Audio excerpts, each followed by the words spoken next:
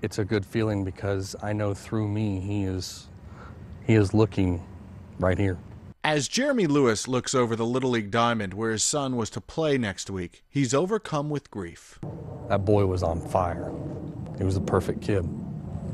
I couldn't have asked for a better son. 7-year-old Kyle Lewis loved life and lived it to the fullest, which is why it's so hard for everyone who knew him to believe he's gone, and even harder to believe what killed him. There was nothing I couldn't protect him from, and to know that something so micro, something that you can't even see, takes your son in 2 to 3 days, there are 100 questions going through your head. Kyle died Sunday after a camping trip with his mom, dad, and sister. They came here to the Paluxy River just an hour outside of Dallas. The family was careful to make sure nothing bad happened. Every photo that we have from that vacation, both kids always have their life jackets. What the Lewises didn't know is that a killer was lurking just under the surface of these calm, peaceful-looking waters.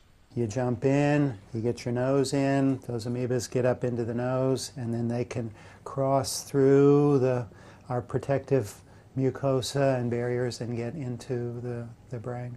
Yes, amoebas, microscopic single-celled organisms that once in the brain cause encephalitis. We can try to treat it, but almost always, once you get it, within a fairly short amount of time, you get worsening encephalitis and usually don't survive. There have been 10 cases in Texas over the past decade. All 10 were fatal. While deadly once contracted, it is largely preventable. The amoebas typically thrive in warm water in shallow areas of lakes and rivers where the water is stagnant. Doctors say avoid swimming in those waters and wear nose plugs if possible. It's a message Jeremy Lewis hopes is driven home by the loss of his son.